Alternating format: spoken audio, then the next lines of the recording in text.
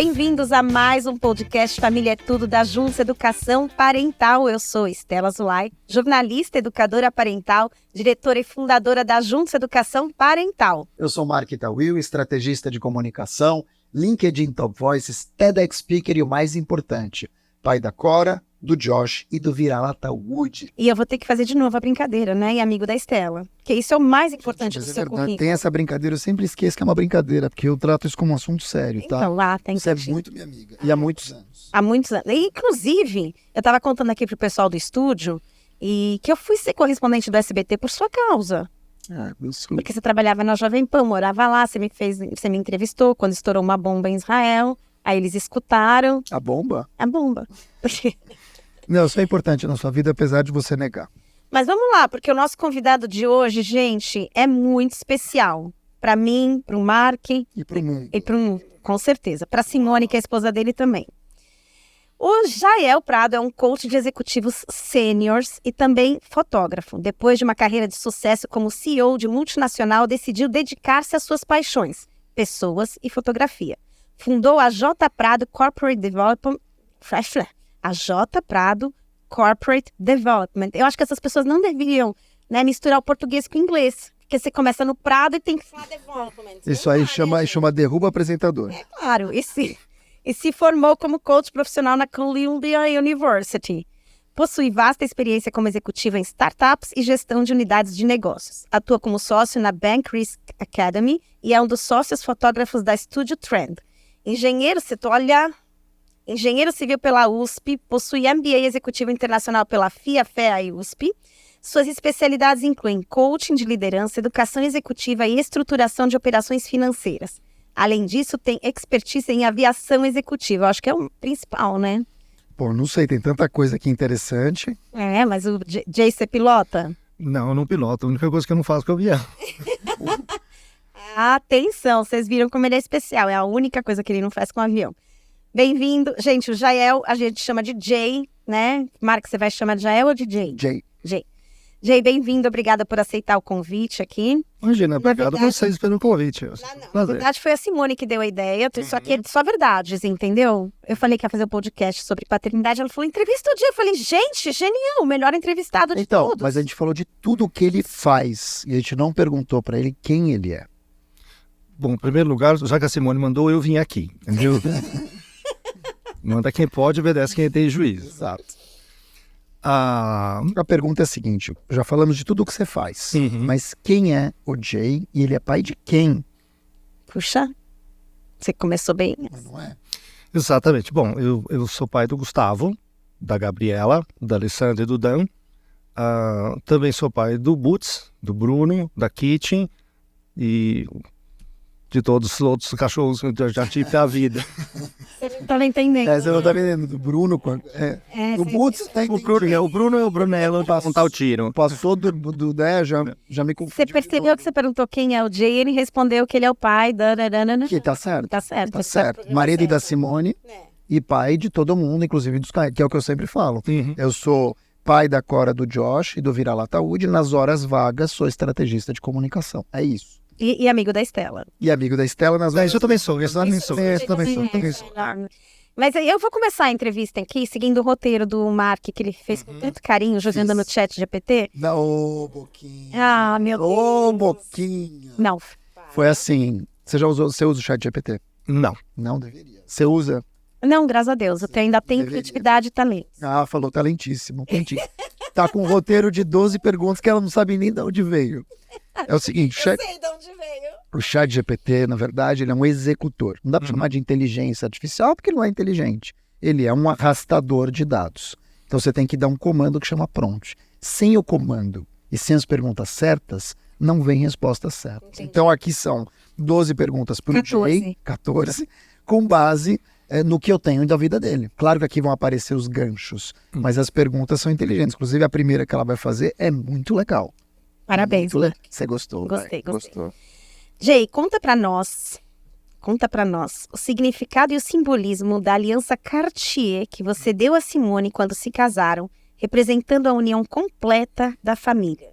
Eu acho que você já respondeu a pergunta. Mas... Não, até porque ninguém sabe que aliança Cartier que é. A Aliança Cartier tem uma particularidade. Tem, olha, a Aliança Cartier isso aqui, é uma aliança, são 3 entrelaçadas, você coloca as 3 juntas, elas não se separam de jeito nenhum.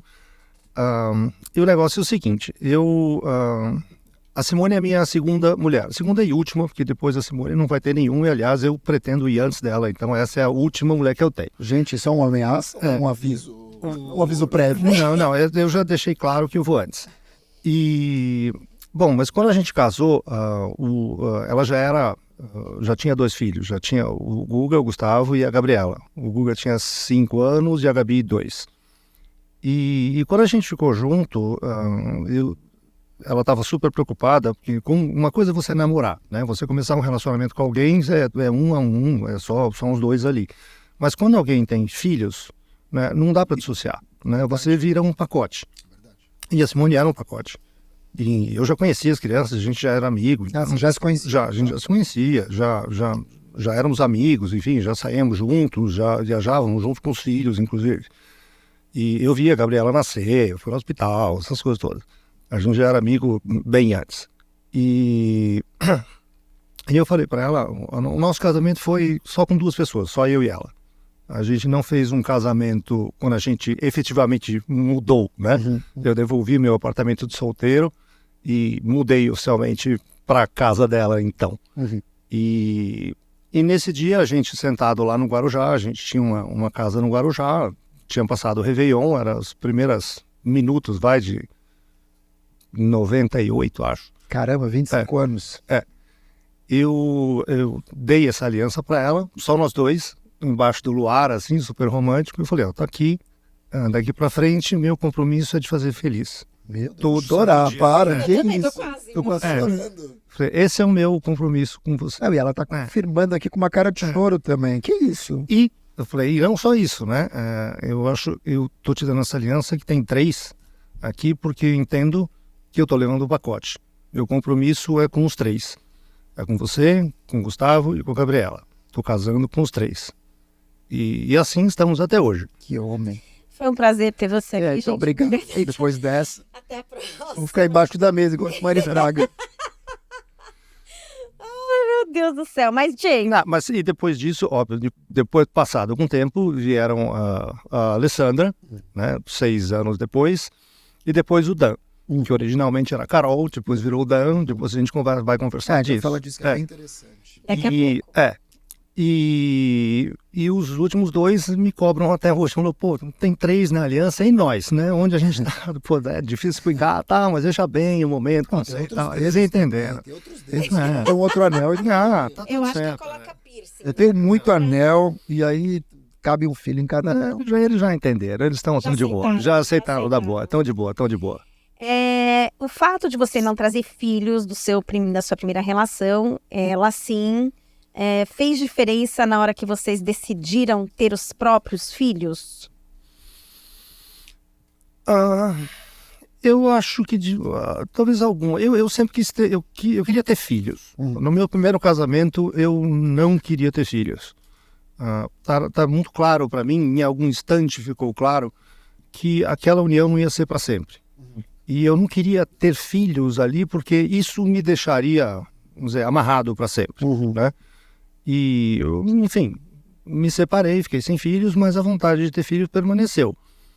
Quando a gente casou, eu assumi os 2, virei pai, né? Para mim, eu sou pai dos 2. Você nunca chamou nem de enteado, né? Nunca chamei de enteado. Eu não gosto muito dessa palavra. Nada contra, eu sei que ela é uma palavra super comum, tranquila, mas eu não acho uma palavra bonita. É enteado, né? Não é nem bonita de falar, né? Então, Nem madrasta. Nem madrasta, Eu assumi o papel de pai desde o primeiro momento, com tudo, com tudo que vem. Os doces e delícias, como chama? Os dores e as delícias. As dores e as delícias, exatamente. Ônus e bônus. Os ônus e bônus. Fui em tudo que é reunião de escola, participei de todas as festinhas, dei bronca quando preciso, contei historinha, brinquei, dei castigo, fiquei bravo, essas coisas. Quando vocês casaram, eles tinham que idade? O Gu tinha 5 e a Gabi 2. Na realidade, 6 e 3, vai. Ok, 3, ok. Mas 6, o Gu, ele nunca te rejeitou? Ele sempre te aceitou desde o começo? Sempre, sempre.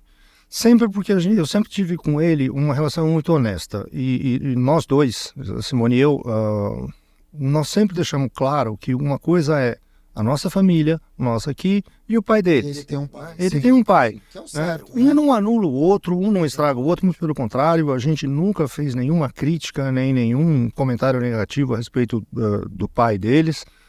E pelo contrário, a gente, do nosso lado, eu pelo menos sempre tratei de igual para igual. Eu sempre fui pai, né? Deixei para ele isso claro. Nunca pedi para ele me chamar de pai, ele nunca me chamou de pai, mas ele me trata como pai. Dia dos Pais, ele faz questão de passar um pedaço do Dia dos Pais comigo, já me falou isso várias vezes. Hoje o Gu tem 31, né, vai fazer essa semana, e a Gabi 28. Você tá com quantos anos? Eu tô com 57. Você nunca chamou eles de filhos também?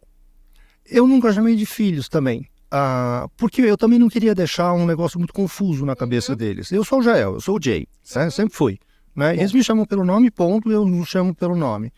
E acho que por causa disso, isso ficou tão arraigado em mim, que quando nasceram as minhas filhas, quando nasceu a Alessandra e o Dan, eu também não os chamo de filho. É muito raro eu chamar de filho, raríssimo assim. Você chama pelo nome? Eu chamo pelo nome, né? A minha mãe era assim com a minha avó.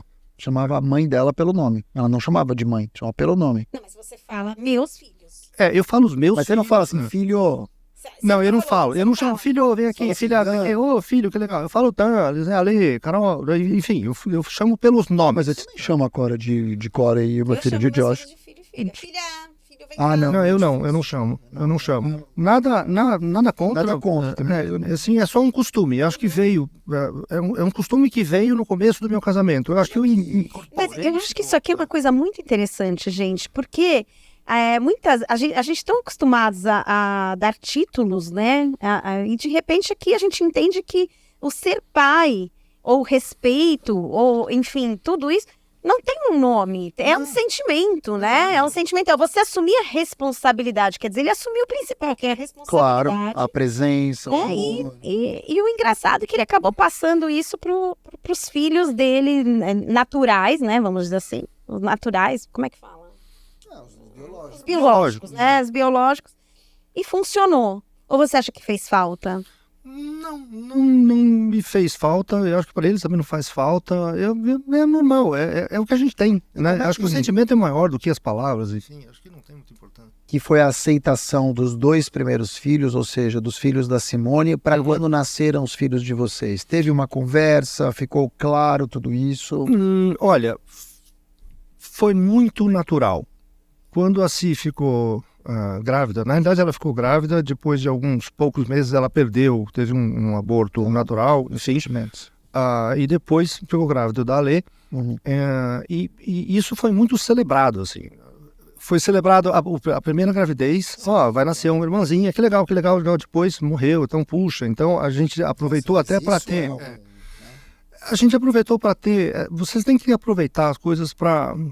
do limão fazer uma limonada, né? Então, de um fato triste que é você, de repente, ficar, né? Vamos ter mais um bebê e, puxa, perder, ainda que seja com 2, 3 meses de gravidez, mas a gente aproveitou para conversar, para explicar, tipo, a história do feijãozinho, sabe? Sim. Tem feijãozinho que vai, tem feijãozinho que não vai, puxa, eles entenderam isso pra caramba, tal. Eles nos ajudaram a superar a tristeza, eles ficaram tristes, a gente também, mas juntos superamos o negócio com a história do feijãozinho, foi.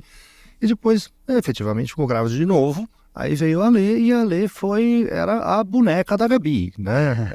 E o xodó do Gustavo. Qual a diferença entre eles? Eles têm, da Gabi para Lê, são 6 anos. 6 anos. A Gabi é de 90. Afirmou aqui. Não é muito, né? Não é muito, mas assim, às vezes tem uma, sei lá, uma quebra, ou eles podem entender. Não tô dizendo que teve depois de vocês, mas às vezes ele pode olhar e falar assim, o Jay não é meu pai, mas de repente a minha mãe engravidou do Jay e agora a gente é uma... Não sei, às vezes na cabeça de uma criança. Não, isso nunca pintou em casa. Que bom. Depois nasceu a Carol, que depois virou Dan, enfim... Ele tá falando demais da Carol que virou Dani. Não, tem que falar aí. Não. Nós vamos falar disso, mas enfim, veio o 4º filho, vai? E também foi super celebrado e super comemorado e entre eles não tem diferença nenhuma, né? Para eles, Você se sente na posição confortável de dar a mesma bronca? igualzinho para os 4. Igualzinho. Não, gente, não tem diferença. Eu tenho 4 filhos, ponto parágrafo. Eu acredito. Né? Não existe a ASMR natural, não tem, não é isso. Isso é uma coisa a ser explorado, né, Mark? Porque eu sou madrasta, né? O Frank é padrasto. E nem sempre a gente se sente confortável. Eu não me sentiria. É difícil chegar nesse ponto. Não é qualquer família que chega... Mas talvez assim, se ele conheceu as crianças como, sei lá, pequenas, talvez... Mas existe um estigma da sociedade, ou até uma interferência da nova família. Eu não quero o marido da minha ex-mulher dando bronca no meu filho, Então, por exemplo. Então, por isso. Eu acho que tem broncas e broncas, inclusive. Então, e aí? Eu acho. A gente até pensou nisso, mas o fato é o seguinte. Assim, hoje temos uma relação super boa, tá, com o pai deles, sem problema nenhum, mas desde o começo, para mim, era muito claro. Não existe. Eu não faço nada pela metade. Sim. Você faz bem feito, Sim, você não faz. concordo. Então, eu sou pai, eu não sou meio pai. Mas você não se... Mas assim, porque assim, existe uma coisa de você assumir a boa paternidade, que é o teu caso, então você assumiu esse, vamos dizer, esse papel, mas você também não fica levantando a bandeira, sou teu pai. Não, me respeita que eu sou nenhum. teu pai. De jeito nenhum. É disso que eu tô Eu falando. nunca. Você já falou, me respeita porque eu sou o quê? Primeiro que eu nunca falei, me respeita porque eu sou o quê? Né, me respeita, ponto parágrafo, para aí. Né? Segundo, é engraçado a gente pensar isso olhando para trás, eu nunca tive esse tipo de discussão. Nós nunca tivemos esse tipo de... Bem nos piores momentos. Sim. Isso nunca pintou. E desde o começo, assim, logo que a coisa aconteceu, que eu assumi vamos dizer, a paternidade deles, assim, era uma situação muito cômoda. O pai deles estava numa outra fase de vida, é um sujeito recém-separado, aproveitou para voltar à fase de solteiro. Entendi. Né? E hoje a relação de vocês é ok. É ótimo. Que bom. E desde o começo, assim, na época, ele não podia, vamos dizer, arcar com uma série de despesas. E eu comecei desde o começo, eu fui responsável também pelo lado econômico da coisa. Sim. Então eu sempre paguei todas as contas, todos os boletos, todos que eles estudaram, investiram, fizeram, até hoje fui eu que paguei. Então nunca houve nenhum... Eu acho que para você, pai do outro lado, achar ruim que eu tô dando bronca, né? Então paga os boletos. Exatamente, claro. Eu gosto porque o dia é direto, né? Não, tá certo. É que a gente tem visto, eu tenho... Mas é difícil, mas mesmo assim, às vezes a pessoa paga, né? E tem aquele estigma, né? Que não é o pai biológico, então você não pode... E tem um terceiro lado. lado. Não é pagar, gente. A questão não é pagar. A questão é assim, esta é a família. Sim, Esta família aqui se consiste na Simone, no Jay, no Gustavo e na Gabi. Mas eles no moravam instante. com vocês. Moravam com a gente. Então, esta família tem suas próprias regras, a coisa acontece aqui. Você fez errado enquanto você está aqui, você vai estar Exatamente, aqui. claro. Você fez uma coisa legal, nós vamos comemorar aqui. Exato. O que acontece na outra família é um problema do tipo 2. Existem só 2 tipos de problema no mundo. Dois. Os problemas do tipo 1 são os meus problemas. Os outros todos são do tipo 2. Então, se ele ficou bravo, se ele ficou descontente, se ele está infeliz, isso nitidamente é um problema do tipo 2. Não o meu. Eu vou usar isso Gente, amanhã. eu vou usar agora. Agora. Eu vou te interromper quando eu quiser. Isso é um problema do tipo 2. Genial. Adorei. Aliás, eu podia criar um novo podcast. Tipo 2. Tipo 2. É, que é só o inferno são os outros, como diz Jean-Paul Sartre. E do outro lado é verdade também, né? O que acontece lá não é problema meu. Também é um problema do tipo 2. O relacionamento que eles têm com o pai, que os filhos têm com o pai biológico, eles têm que resolver lá. Não sou eu que resolvo aqui, não é a Simone que, no começo até assim, tentava intermediar algumas coisas, ajudar lá e forçar alguma coisa aqui, né? Não. Filhos separados, têm 2 pais, têm 2 famílias, acabou. Eles que lutem, eles que têm que entender que eles têm 2 famílias, eles vão ter que se comportar de acordo com cada regra, com cada uma delas. Eu posso pegar aí na esteira aqui do Eles que Lutem? Claro. Tá? Eu vou deixar o assunto da Carol Dan pro fim, pra depois, tá? Mas o Eles que Lutem, eu vejo que é uma bandeira sua, Jay, essa questão dos teus filhos terem tido tudo do bom e do melhor, terem tido acesso a muito conforto e você se preocupar com o que eles vão construir, né? Eu te conheço, sei que tem essa preocupação do que eles vão construir por conta própria. Como você enxerga a sua responsabilidade na construção dessa capacidade deles de lidar com as adversidades, de construir a própria história?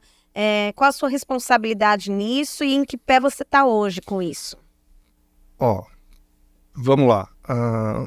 Eu sempre tive para mim que ser pai, eu precisava ensinar algumas coisas, eu queria transmitir algumas coisas para eles. E coisas muito genéricas. Eu queria ensinar para eles, passar para eles a diferença entre certo e errado, né? E que você tem que escolher fazer o certo sempre, né? Não é quando só tiver alguém olhando, né? Você tem que saber a diferença e agir conforme, né? Segundo, você tem que ser uma boa pessoa com os outros, né? Você tem que ser um cidadão gentil. Você está ali para ajudar. A gente veio para esse mundo para ser feliz e para ajudar. E você só consegue ser feliz ajudando. Então, essas são as coisas que eu quis passar para eles. Esses conceitos eu acho que eu fui muito bem sucedido. Todos eles sabem a diferença entre o certo e o errado. Todos eles invariavelmente escolheram a coisa certa, mesmo nos momentos onde seria muito possível escolher a coisa errada, né? E eu fiquei muito feliz com isso. Tive várias provas de todos eles, né? A outra coisa, o segundo nível que é a coisa mais prática, né? De você ensinar ou de você passar para eles a necessidade de construir alguma coisa. Isso é verdade para mim, isso é verdade para alguns dos meus amigos, talvez até para algumas gerações, para um determinado, grupo de pessoas. Os avós eram normalmente pessoas mais humildes, mais simples, alguém que lutou muito na vida, alguém que sofreu pra caramba, alguém que foi um imigrante ou que já estava aqui, mas tinha lá um sítiozinho, uma fazendinha, eu trabalhava e lá de sol a sol. E aí construiu alguma coisinha e aí o pai pegou daí para frente, cresceu um pouquinho mais, aí juntou, aí estudou um pouquinho mais, daí veio a minha geração, daí vim eu, né? O meu pai já teve, meu avô não, mas o meu pai fez faculdade, meu pai é engenheiro também, se formou na USP também, né? Pais de muitos amigos meus não têm formação universitária, mas são melhores do que os avós. E aí vem você, vem eu, né? Eu já parti de uma condição legalzinha. Era de classe média, ok, estudei num bom colégio, a gente morava num apartamentinho, tal, tinha um carrinho, tal. Meu pai se matou para pagar um colégio legal, era o que tinha. Nunca viajamos para cima e para baixo, nunca fiz viagem grande, só fui sair do Brasil depois de ter saído de casa, enfim. Ele lutou para que eu tivesse um pouquinho mais, ele quis me dar instrumentos para que eu me desenvolvesse e conquistasse mais. E eu tinha sede de fazer isso, né? Eu queria viajar, eu queria conhecer o mundo, eu queria saber um monte de coisas, eu sempre tive sede de conhecer as coisas, né? Então eu me esfalfei para conseguir isso. Eu entrei também numa faculdade, me matei para sair da maldita faculdade, descobri que era facílimo, perto da dificuldade de sair, mas saí de lá, construí uma carreira, me matei para ser bem sucedido, porque eu queria mais. E eu conquistei uma série de coisas. Só que, assim como meu avô, meu pai e eu, né, a gente foi empilhando as coisas. E hoje as coisas estão muito altas. Os nossos filhos já nascem tendo como base um patamar alto, né? Eles já moram numa casa muito grande. Eles já viajaram para Disney algumas vezes. Eles têm tudo que o dinheiro pode comprar. Não sou milionário nem nada, mas sim, temos uma vida confortável, né? É difícil você passar para esses meninos, olha, você tem que trabalhar, você tem que conquistar. Eles já têm. E eles sabem que vão ter. Não sei. Não sei. Eles sabem que vão ter o quê? Que vão ter uma situação confortável. Não sei. Né? Essa eu tenho dúvida. Pode ser que eu perca, pode ser que eles dilapidem um patrimônio, pode ser que eles vão ladeira abaixo. Né? Eu tenho que passar para eles algo como, olha, vocês têm que pelo menos manter isso aqui. E esse é um desafio grande, né? Você tentar aparelhar alguém para subir é fácil. Quando você está no patamar alto, você, em todos os aspectos, tá? Estou falando do aspecto cultural, porque você estudou numa boa escola, você teve acesso a tudo, você viajou, você conheceu, você leu muito, né? Você teve condição de ter uma série de experiências que muita gente, a grande maioria, não tem, né? Com a sua idade. Mas você tem que fazer disso algo que seja sustentável, né? Em todos os aspectos. Só que é alto. O sarrafo está alto. Então, hoje, para você começar a trabalhar, começar a empreender e você conseguir manter o patamar que você cresceu, é um desafio gigantesco. Sim. Mas então, você a acredita gente... que você deu essas ferramentas para eles ou... Não, eu acho que esse é um aspecto que eu deixo, eu falhei, vai. Eu acho que eu deixo a desejar. Eu acho que agora, mais velhos, o Gu e a Gabi já estão percebendo as coisas. Eu acho que eu estou tentando ajudá-los a perceber que, ok, eles não vão ter tudo que eu tive. Eles vão ter talvez menos do ponto de vista econômico. Mas que eles podem ser felizes do mesmo jeito, que o lado econômico não é importante. Isso eles perceberam, isso eles sabem. Mas isso é o mais importante. Com certeza, mas e a realização deles? Mas aí que tá. Eu acho que isso... Você tem essas conversas do tipo assim, Tenho. o que te realiza? Isso. O grande desafio é ajudá-los a achar um propósito de vida, né? Uma ocupação, uma atividade que seja ao mesmo tempo realizadora e rentável, porque eles têm que correr atrás, tem que pescar também, né? Claro. Né? Não vai ter peixe a vida inteira, o dinheiro acaba, quer queira que não. Então eles têm que pescar, eles têm que entender que precisa correr atrás, né?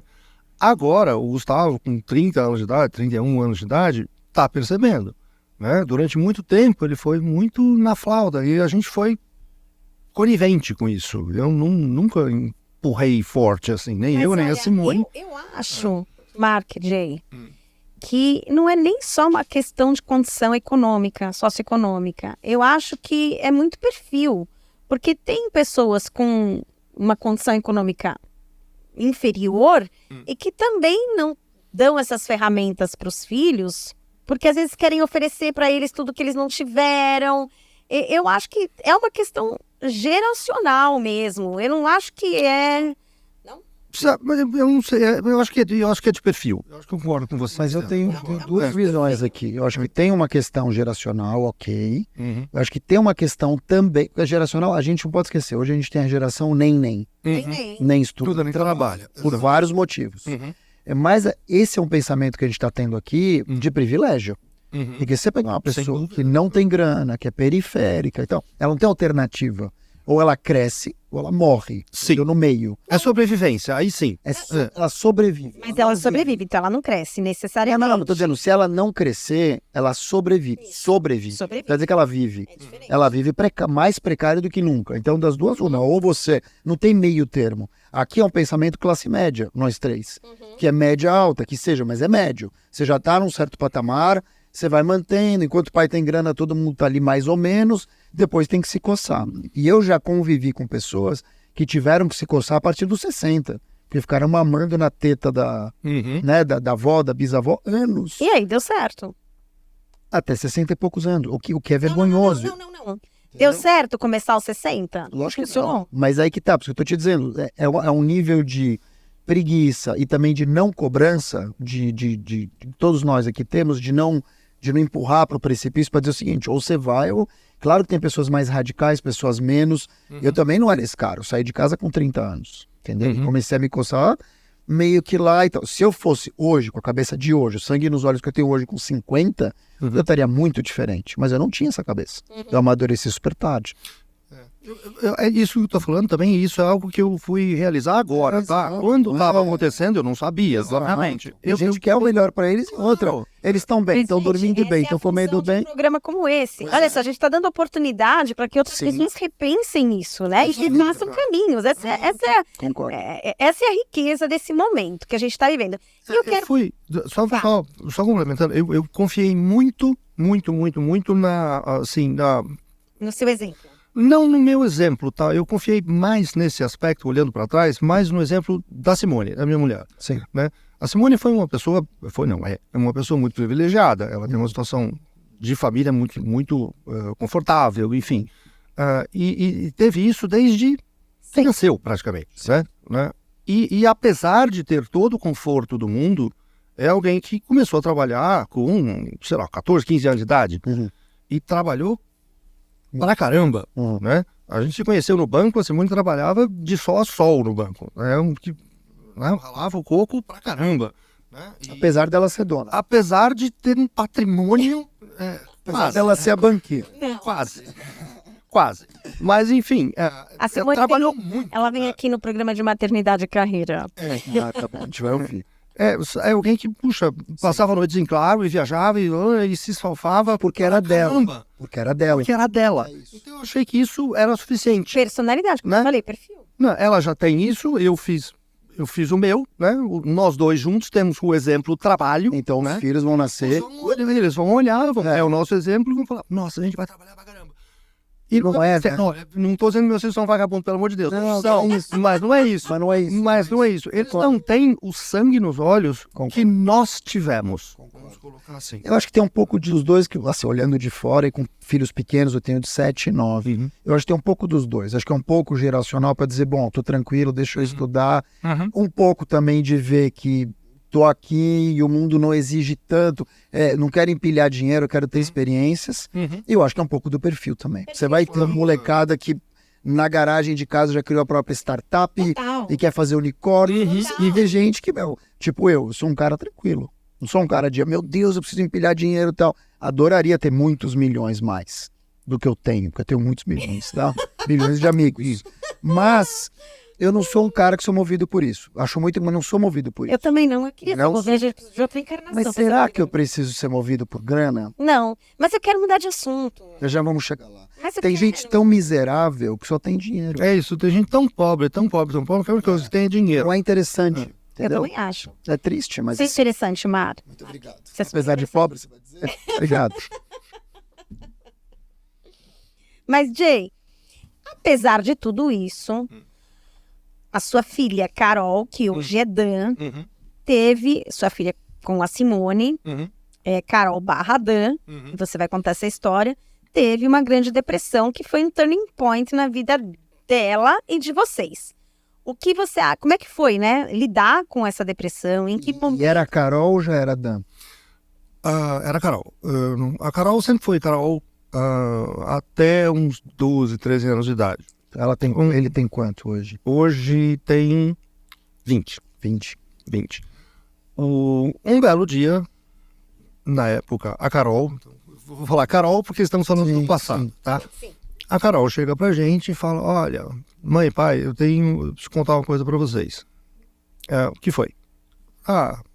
Eu sou homossexual. Tá bom, né? Isso não causou nenhum impacto, zero. Eu não tenho nenhum problema. Até porque não é nenhum problema. Isso não é nenhum problema. Exato. Até pelo menos para nós aqui não é nenhum problema. Zero. Isso para mim não tem importância nenhuma. A sua preferência... E que também é muito geracional, né? Total. Que também é muito geracional. Você faz o que você quiser da sua vida. Eu falei, bom, tá bom, ok, tudo bem, e daí? Né? Na época a gente até brincou, falou, puxa, mas você... Nem beijou, Você teve com alguém, você já beijou alguém? Não, eu nunca beijei. Eu falei, poxa, então você não se rotule, né? A primeira coisa, eu falei, deixa... Que é muito se rotular também, né? Hoje em dia. Começa a se restringir. Né? Experimenta aqui, experimenta lá, experimenta tudo que você puder e depois você decide. Não vai colocando rótulo agora. Verdade. Tá. A Lê, que estava junto, inclusive a Lê é 1 ano e meio mais velha. No alto da sabedoria dos seus 13,5 anos de idade, ainda virou e falou assim, Carol, você só fala isso porque você não beijou nenhum menino ainda. Nessa hora eu também já descobri, né, tudo da outra. Mas, enfim... Mas tudo bem, isso ia passar em branco, ia ser só uma conversa, né? Dela falou, mas tem outra coisa. O quê? Eu me corto. Porra, parou tudo. Aí para tudo. Claro. Aí para tudo, que aí isso importa. Mas como assim eu me corto? Vocês nunca tinham visto? Não. Ela sempre cobria de algum jeito e se cortava em lugares que não são fáceis de ver, né? E a partir daí começou uma grande batalha, vai. Porque aí a gente foi entender o que estava acontecendo. Antes, no começo você fica meio assustado, você nega algumas coisas, você se preocupa exclusivamente com o lado, sei lá, clínico, físico da coisa, e não dá a devida importância para as questões maiores, né? Isso eu fui entender isso depois, né? No começo você acha que é um pouco influência de mídias sociais, e YouTube, e geração, e aí você começa a olhar o que está assistindo, o que não está. Quem são os amigos. Você começa a se preocupar com tudo isso, mas só que o tempo vai passando. E você não acha nada. E você até acha que ia colar, mas você... Não, mas... você acha alguma coisa? Você acha que, o que ela tá vendo não é legal, então corta isso, e corta aquilo, e mexe lá, e corta lá. E no fundo você tá tratando quase que só o resultado e não a causa, né? Sim. Porque a causa, às vezes... A causa é muito mais profunda, né? E foi depois, passados alguns anos, eu diria que uns 2 ou 3 anos, e a gente não conseguia chegar num ponto comum, a gente começou a tratar a depressão, né? Mas você começa a tratar de uma maneira meio superficial. Você coloca num psicólogo, e aí acha que vai melhorar, daí piora, daí você não sabe o que você faz, aí você troca o psicólogo. E a gente tinha uma dificuldade meio grande em aceitar algumas coisas, porque foi escalando. Não, primeiro não era, eu sou homossexual. Depois virou, eu sou menino. Poxa, mas menino, você não é menino, você nasceu menina, né? Não, mas eu sou menino. Mas, puxa, né? Mas foi assim? Foi assim. Puxa, não. Foi esse tom? Ou como é que o pai Jay reagiu nessa hora, o pai da Carol? Ele falou assim, não, você não é menino, puxa. Ou você teve uma reação mais... como é que foi isso? Porque, aqui a gente está entrando num tema... Sim. Que é muito crucial. Eu atendo pais, eu lido com pais, com famílias. É um tema que poucos sabem lidar, poucos sabem os caminhos, e eu acho que é importantíssimo escutar o seu depoimento aqui, Jay, e entender o processo, né, e o que pode acontecer nesse processo, né, as suas frustrações, claro. O olhar para dentro. Nem que a gente passe o tempo aqui, vamos explorar, porque eu acho assim, poucas pessoas tratam desse tema de uma forma... Não, eu acho legal. Queria só complementar, você já tinha informação suficiente? Era um tema que você já tinha, pelo menos, flertado com? Não. Nós sempre tive a questão conceitualmente bem resolvida. Né? Lá atrás. Não sei, meu filho, Quando não é o seu filho, você não está diretamente ligado a coisa. Você conhece pessoas, cada um na sua, você está tudo bem. Quando é o seu filho, é um negócio um pouco mais complicado, né? Você viver a coisa na prática. Claro. Porque, que não, você passou 12, 13, 14 anos com a Carol. Claro. Que era uma menina doce, super meiga, feminina. E de repente eu sou menino, né? E ainda continuava se vestindo como menina. Aí dá um nó na sua cabeça. Né? Você olha, é uma menina, mas eu quero ser chamado de ele. E agora eu me chamo Daniel. Caramba, eu não consigo chamar de Daniel. Não consigo, não dá. E você começa a entender, você fala, será que ela tá com algum transtorno bipolar? Você não sabe, né? Você fica preocupado com a saúde, você não aceita essas coisas, claro. Porque é muita confusão, tá? Na cabeça. É confusão para todo mundo. É confusão para ele e confusão para gente. Por ele, né? Claro. E você junta isso com a adolescência, que não é exatamente um período muito fácil da vida, né? Adolescente adora confrontar, adora achar que você está errado, você é sempre o último a saber, enfim, né? Adolescente é adolescente. Aí você junta com essas questões todas e isso vira uma bandeira. Por que isso eu sou? Porque eu sou aquilo? Porque não sei quem? Porque é homofóbico? Porque outra não sei quem? Barará. E isso sempre foi um negócio discutido numa temperatura relativamente alta, vai? Okay. Tá? Nunca... A gente teve conversas numa boa e a gente teve conversas bem duras, bem difíceis, assim. Em casa, todo mundo, tá? Eu, a Simone e os irmãos também.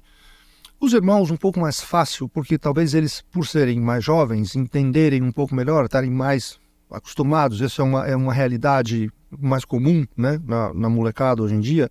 Eles aceitaram melhor, uns mais, uns outros menos, lidavam melhor com a coisa. Mas pra gente, pra pai, né? Puxa, você escolheu um nome. Você, né? depositou uma série de esperanças ali. Contextual. Olha, eu família. odeio o nome Carol. Cacete. Fui eu que escolhi. E, puxa vida, né? O que tem de tão ruim esse nome, né? Você precisa trocar um nome. E a gente não conseguia.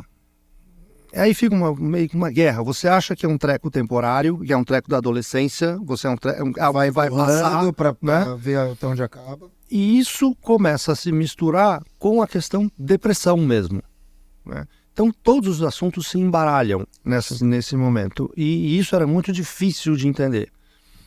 E até que a gente resolveu fazer terapia de família, que acho que foi a melhor coisa que a gente fez, né? E em dado instante... Os três ou todos? Os três. Tá. Em dado instante, um pouquinho antes disso começar, ainda levamos, obviamente, o Dan numa psiquiatra para começar um tratamento, né, psiquiátrico também, que ajudou pra caramba. Mas em dado instante veio, numa reunião com a psiquiatra, veio a informação assim, olha, a Carol morreu. Agora nasceu o Daniel. A psiquiatra falou isso pra vocês? É. Ou seja, minha filha morreu, né? Cara, eu tenho que fazer um funeral, então, né? E nasceu uma pessoa que eu não gosto. E não conhece. Porque o Daniel é um cara chato pra caramba. Muito chato, né? É tal história, eu não reconheço nem como meu filho. Eu não pari, vai. Cara, isso dá um livro. Não pari um Daniel. Não criei um Daniel. Nasceu um Daniel com 15 anos de idade na minha porta, dentro da minha casa. Contra a minha vontade? Contra a minha vontade. Isso foi muito difícil lidar. Muito difícil lidar. Não tem ideia. Né? Aí a gente, bom, o que vamos fazer? Vamos tentar nós, do nosso lado, passar pelo luto. E era o diagnóstico final. Acabou. Acabou. O psiquiatra falou, não tem volta, não adianta tentar. Mas olha, a questão provavelmente é borderline. Não quero fechar um diagnóstico de borderline, porque todo adolescente é borderline, né? Passando da adolescência a gente vai confirmar isso ou não, mas seja lá o que for, o tratamento é o mesmo, então nós vamos começar com o tratamento, vamos tentar baixar a bola, tentar controlar a questão de depressão, enfim, o humor, né? O foco, a atenção, a disposição, essas coisas todas. E a questão, como se diz, de gênero, nós vamos tratar em paralelo, mas vamos tentar separar as coisas, mas o fato é que, olha, eu já estou falando para vocês que a Carol morreu, não tem volta mais. Não, e foi um pouco chocante isso, foi muito difícil. Acho que o que restou de bom nisso foi entender que era um processo sem volta. Uhum. A partir desse instante a gente entendeu que era um processo sem volta. E um belo dia, sabe quando cai a ficha? Você fala, caramba, eu estou até agora tratando com ele como se fosse uma pessoa, eu vou usar aqui bem entre aspas o termo normal do ponto de vista estatístico da coisa, tá? E não é. É uma pessoa que tem necessidades especiais. Uma questão. Né? Ela tem uma questão especial. E eu preciso entender desse negócio. E eu preciso assumir esse negócio para valer. Né? E aí, quando eu falo eu e a Simone, tá? Nós trabalhamos sempre uma parceria muito grande. E aí começamos a estudar a coisa. Então compramos um monte de livros sobre questões de gênero, transexualidade, e, enfim, tudo que a gente podia leu, fomos nos Estados Unidos, lemos um monte de coisa. É mesmo? Né? E resolvemos fazer a terapia de família. E isso funcionou super bem. Porque com uma pessoa intermediando ali, fica mais fácil de você, nessa hora é importante ter alguém. Né? Quando não está resolvendo, é legal você ter um mediador. Eu acho que ele foi sacando também que vocês não queriam o mal, né? Não. Percebeu que vocês queriam também. Isso ficou claro desde o início. No início das conversas, era uma terapeuta, era uma psicóloga. Ela falou, puxa, 2, 3 sessões está muito claro que vocês se amam pra caramba e que vocês querem chegar, né? Sim, nós nos amamos, nós queremos que todo mundo esteja feliz, né?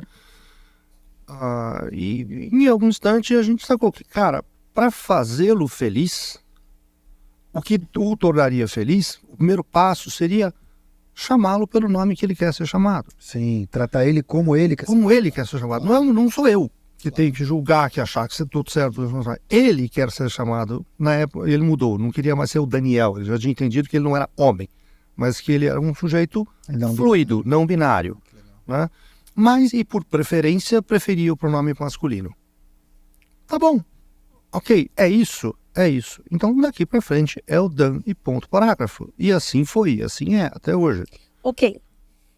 Como é para você hoje, depois de todos os processos que você passou, como pai, eu entendo que você atravessou aí alguns mares, alguns oceanos. Alguns desertos. Alguns desertos, né? É um processo até solitário, por mais que você tenha compartilhado com a sua esposa, cada um deve ter vivido um processo individual, intenso, individual. Em que nível você está desse processo hoje? Você fala assim, não, tudo lindo, maravilhoso, eu olho para ele e tá tudo certo, é super bem aceito. Em que estágio você está hoje, né? Para as pessoas entenderem esse caminho aí que você trilhou. Esse caminho não é fácil, esse caminho eu acho que ele nunca termina. Hoje a gente está muito bem, bastante bem, muito, muito melhor do que já foi. Tá perfeito? Não tá. Mas eu acho que essa experiência toda, esse processo todo, me fez enxergar o mundo de outra forma. Né? Essas questões de gênero são infinitamente mais importantes e mais relegadas num segundo plano, e é uma discussão rasa e é uma discussão pobre, né, do que merecia ser. A gente tem uma população imensa de gente que não se identifica com um e com o outro, e que isso não é mera opção, né? Não é moda. Eu quero ser. Eu vejo muita gente achando que é só uma escolha, agora está na moda ser assim. Não está na moda ser assim. Né? Hoje a gente evoluiu a ponto da gente poder enxergar essas pessoas. Elas, com muito custo, conseguiram pôr a cabecinha para fora e falaram, a gente está aqui. Né? Então a gente chegou finalmente no terceiro milênio, no século XXI, a gente começa a dar voz para essas pessoas e entender que sim, em primeiro lugar, não deveríamos ter nenhum problema com isso. Nós temos pessoas, tanto faz a opção dela, né?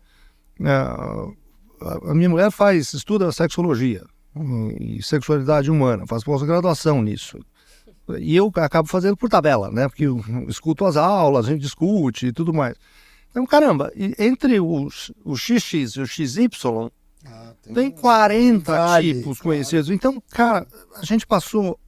Até porque gênero não é sexualidade. Não é. Né? E só do ponto de vista biológico, a gente já tem 40 no meio. Né? Se você multiplicar isso pelas opções, somar as opções pessoais de cada um, né? As preferências pessoais de cada um, a gente está falando de um universo gigantesco. Né? Então você começa a perceber que, ok, quando a gente fala da linguagem, do elo, no começo eu achava frescura. Hoje eu acho que a gente não tem que mudar a linguagem por causa disso. Eu continuo achando, mas entendo a importância que isso tem para dar voz, para dar visibilidade. Você como pai, aqui eu vou na alma, né? Você como pai, como você se sente, em que estágio você está? Eu entendo dentro do conceito amplo, né? Que você hoje tem muito mais compreensão e aceitação e entendimento, né? Porque na verdade a aceitação é uma questão de entendimento, né? De sair da ignorância. Mas você como pai, né? Como você está hoje em relação a isso? Eu estou bem confortável em relação a isso, tá? Eu acho que confortável é uma boa palavra. Né? Se você me perguntar se eu desejaria isso, não desejaria. É muito mais fácil você ter uma vida dentro do que estatisticamente você chama de normal. Né? Sim. Até para também não ter os preconceitos, até para que a pessoa não sofra. A vida é mais fácil se você é igual a todo mundo, né? Mas, considerando que não é, então a gente tem que abraçar e ir para frente, né? E é muito mais sobre o outro do que sobre você. Tipo 2. Né? Na realidade, nele, ele é o problema do tipo 1 para mim. Por quê? Ele é meu filho. Entendi. Entendeu? Entendi. Ele é um problema meu, Entendi. né? A felicidade dele é um problema meu. Perfeito. Então eu quero estar com ele nessa jornada. Perfeito. Esse Tem é o uma ponto. dúvida. É uma questão muito séria. É emocionante aqui o negócio, gente. O tempo tá estouradíssimo. Mas eu tenho uma pergunta que eu acho que ela é fundamental, que vai ao encontro do que você falou muito, que é também a rede de apoio. Uhum. Quero saber como você, como pai, tendo esse problema tipo 1, eu não vou chamar de problema, mas essa questão. Que tipo de acolhimento você recebeu, tanto dos seus pares, estou falando empresa, amigos, primos, tios, os avós do Dan, e se isso tem mudado na tua opinião? Porque eu imagino que 7 ou 8 anos atrás, ou 6 anos atrás, era uma história, hoje é bem outra, né? Eu acho que o apoio é legal, é bacana. Eu acho que as pessoas não estão acostumadas a lidar com isso. Se eu for pegar o meu círculo de amigos... Engenheiros. A engenharia eu acho que eu deixei muito lá para trás. Eu sou mais fotógrafo que engenheiro. Não, fotógrafo não está em casa. Mas a gente tem aquele apoio, né? É que as pessoas muitas vezes falam, olha, eu entendo, mas eu não consigo chamar de ele, tá? Então eu vou chamar de Carol. Porra, vou chamar de Carol? Isso num primeiro momento. Depois a gente conversa, explica e a galera entende. Não tem sentido. Então, Carol. não tem. É que a galera que cresceu junto. É a galera que viu desde pequenininha. Sim. Mesmo porque ela não mudou fisicamente. Ela não mudou, ela continua. Você olha, é uma mulher. É como ela se identifica, ele se identifica. Exato. Eu tenho isso todo santo dia. Sim. Eles não. Meus amigos não. Não tem. Ainda mais que fisicamente talvez não tenha mudado tanto. Só que eu, ao contrário do que se possa imaginar, eu não sinto preconceito nisso. Legal. Acho que todo mundo gosta do mesmo jeito, todo mundo sendo numa boa. Eu acho que o grau de entendimento das pessoas é diferente, né? Óbvio, a profundidade que a gente tem é muito maior do que quem não vive isso no seu dia a dia. Mas as pessoas, eu acho que colaboram. Eu acho que Porque, e aqui eu vou dar o meu olhar de amizade que eu tenho com o Jay e a Simone, porque vocês são pessoas que criam vínculos muito verdadeiros com todos que vocês se relacionam. E isso faz com que quando vocês trazem um tema desses para dentro dessa rede de apoio, ele seja visto com outros olhos. Porque vocês são pessoas muito boas e especiais. E isso faz toda a diferença. E é aqui que eu acho que entra a sua responsabilidade. A sua responsabilidade como pai é essa. É ser um bom exemplo, ser uma boa pessoa. E usando esse gancho, eu vou ser obrigada a fazer a última pergunta. Não, mais ou menos. Eu tenho só mais uma, vai. Brincando, o Globo Repórter já... Não, mas só assim, tenho mais uma. Deixa eu fazer essa aqui, então você pula para a última, pode ser? Eu tenho uma última. Quando que o Dan sentiu que houve a virada de chave? Ou seja, quando para ele, passado aquelas questões todas, teve a depressão, que todo mundo está sujeito, mas quando para ele, essa questão do não binarismo, ele realmente soltou a parte difícil, vamos dizer assim. Quando que ele realmente relaxou? Eu acho que foi... um marco na nossa vida foi até durante a pandemia, em 2020, né? Eu acho que do instante em que ele falou pra gente, a coisa deu uma piorada, piorou bastante. 2017 foi um ano terrível pra gente. A gente começou a tentar lidar com as coisas. Em 2020, durante a pandemia, ele foi morar num apartamento em São Paulo. Nós moramos no Alphaville, numa casa grande, no Alphaville, e a gente tinha um apartamentinho bem pequenininho no Itaim. Ele pediu, posso morar lá sozinho, tal, porque eu quero estudar nos Estados Unidos, e aí eu preciso fazer um test drive e tal. E ele foi para lá. E foi pouco antes da pandemia, logo começou a pandemia, enfim. E... Só que é barra, né? Quer dizer, você ter pensando nele, né? Ter todas essas questões ali naquele burburinho e aula online e aquela coisa infernal que foi a pandemia, sozinho num canto, estava muito difícil segurar aquilo. E foi nessa época que a gente fazia terapia de família. E foi nessa época que a gente chamou.